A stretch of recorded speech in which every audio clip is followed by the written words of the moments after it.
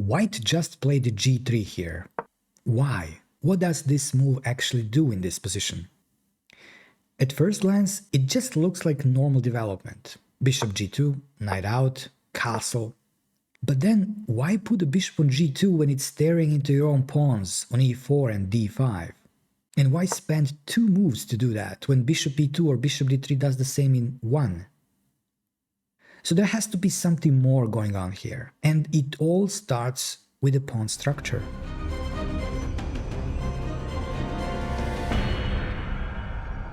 Strong players look at this and almost ignore the pieces at first. They just look at the pawns. Who has more space? They ask. Where are the pawn breaks? Because in positions like these, your pieces alone won't get you very far. You can move them around, but there's nothing to attack yet. No open lines, no real targets. So before anything else, you need a pawn break to open the position or to gain space on the right side of the board. So the real question becomes, where do we break? And that's exactly what this move g3 is preparing. Now you might ask, can we just play f4 immediately without g3? We can, but look at what happens after e takes f. We do get the f-file and some activity, but now the pawn on e4 becomes a target. It's backward. And if black wants to stop any real chance of e5, they can just play f6 at the right moment. Now compare that with g3 first. We're building a pawn mass on the king side, similar to what black does in the King's Indian. Advance, gain space, support everything with your pieces, and deliver mate. Of course, black will take on f4, but now we recapture with the pawn, and that changes a lot. That pawn comes closer to the center, and suddenly e5 becomes much easier to prepare. You might think black will try everything to stop e5, and yes, they can delay it, and probably should, but even then, white is already happy. We have more space on the king side, more control in the center, and that gives us attacking chances, even without forcing the break immediately. Now what about the queen side? Can we play there too? If we go for b4 immediately, we risk ending up with the backward pawn on c4. But if we prepare it with a3 first, now it makes sense. After b4, if black takes, we recapture with the pawn, opening the a-file, planning c5 next. And if black doesn't take, which is often a better choice, we keep the tension, bring more pieces over, and open the position when it suits us. Now, what should black do to stop the b4 expansion? They can try a5, and that's a very typical reaction. But it only delays things, it doesn't solve the problem. White goes rook b1, and sooner or later b4 is coming. Now, if black takes, we get an important imbalance. White ends up with a backward pawn on c4, but black is left with an isolated pawn on the b-file. And here is the key point. White has more space on the queen side. Same weakness, but not the same problem.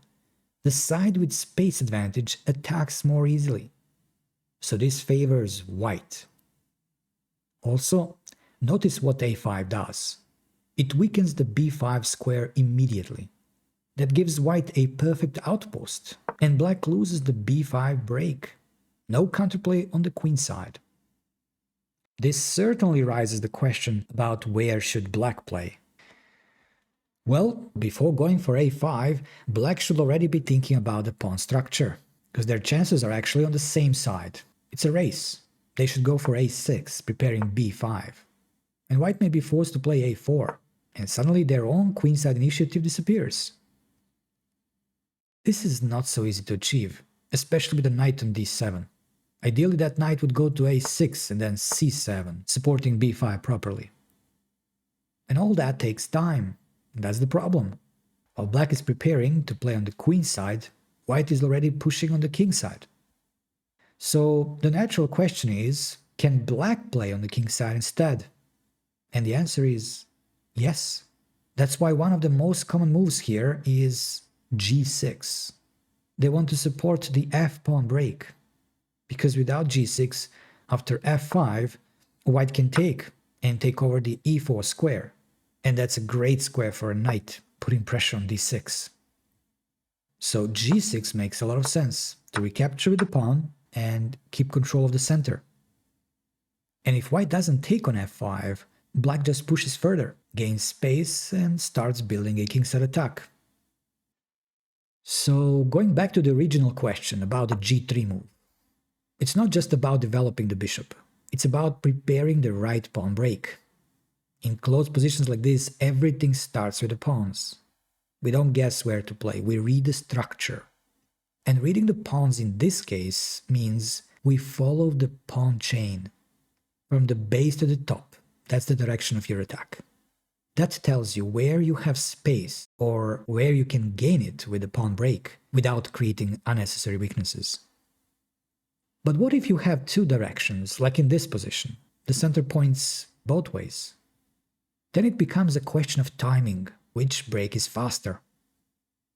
Black has the same decision, both plans are there, so they should calculate and choose the one that's easier to carry out. And one last guideline when you face this kind of dilemma.